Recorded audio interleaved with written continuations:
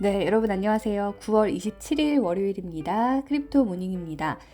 자, 오늘 시장은 일단 주말 사이에 좀 지지부진한 흐름 보이다가 여전히 그렇게 좋은 모습은 아니죠.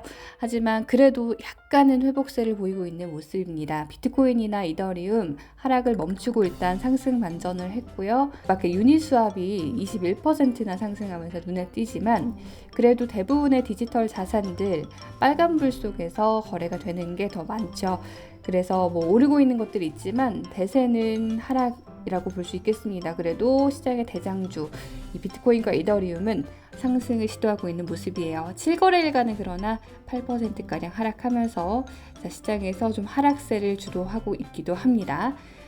일단 이렇게 분위기 살펴봤는데요. 가장 중요한 이슈는 사실 중국에서 왔었죠. 주말 사이에 또 이 이슈 때문에 하락을 했었는데 중국 규제 당국이 이번에는 크립토를 막는데 진심이다 라는 블룸버그의 기사입니다.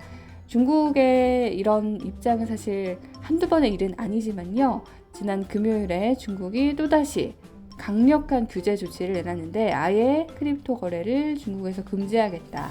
그리고 디지털 자산 채굴을 아예 뿌리를 뽑겠다라고 나서면서 당장 후오비 같은 경우는 중국 본토에서 이제 신규 등록을 받지 않겠다라고 해버렸습니다.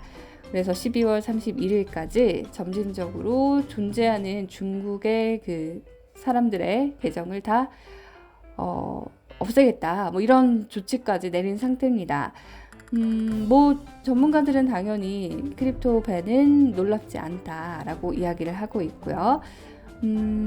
그레이 에어리요. 그냥 회색지대가 아니라 아예 논의의 여지 없이 금지를 해버리겠다는 거고요. 최근에 중국이 보이고 있는 여러 가지 규제 움직임을 봤을 때는 이게 놀라운 일도 아닌 게 빅테크 규제하고 있죠. 뭐 사교육이나 뭐 연예계까지 규제하고 있는 상황이어서 이번에 디지털 자산도 이걸 피해갈 수 없었던 것 같습니다.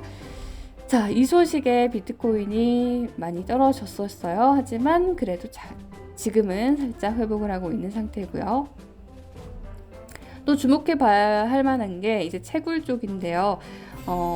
이미 많은 채굴자들이 중국을 떠난 상태입니다. 그래서 이 해시레이트를 보면 지난 5월에 이 정도의 수치를 보였었죠. 근데 이게 처음에는 이만큼 많이 떨어졌었다가 이제는 조금 회복세를 보이고 있고요. 그리고 많이 채굴자들이 떠났기 때문에 이번 금요일 발표에도 불구하고 해시레이트가 크게 반응을 하지 않는 모습을 보여주고 있습니다. 자, 이런 와중에 유니스왑이 이 와중에 또 오르고 있죠. 중국이 이렇게 중앙화된 거래소들을 집중적으로 단속을 하는 사이에 탈중앙화 거래소들이 각광을 받는 겁니다. 그래서 유니스왑은 사실 중국 리스크 때문에 오히려 수혜를 보고 있다고 할 수 있고요. 아까 보셨듯이 24시간 기준으로 20% 넘는 상승세를 보이고 있습니다. 자, 모든 게 탈중앙화로 이루어지고 있는 상황에서 이런 중국에서의 크립토 밴 같은 공격적인 것들이 호재가 오히려 된 것 같아요. 네. 뭐 지금 유니스왑만 오르는 게 아니라요. 스시스왑 같은 경우도 14% 오르고 있죠. 뭐 이런 관련된 디지털 자산들이 오르고 있는 반면에 후오비 토큰 같은 경우에는 7거래일간 50% 하락, 그리고 24시간 기준으로 완전 반대되는 24% 하락의 모습을 보여주고 있습니다. 자, 이렇게 중국 리스크 때문에 또다시 상반된 분위기를 보이고 있는 디지털 자산들까지 살펴봤고요. 한국에서는 일단 곱박스를 비롯해서 실명 계좌 확인서를 받지 못한 거래소들이 결국에는 다시 한번 도전을 하게 됐고요. 코인 마켓 사업자로 접수를 하게 됐다고 합니다. 막판에 부결되면서 곱박스에서는 뭐 메일도 왔던데요. 일단 특급법 신고가 다 마무리됐고요. 앞으로 또 어떻게 시장이 재편될지 저희가 지켜봐야 될 것 같습니다.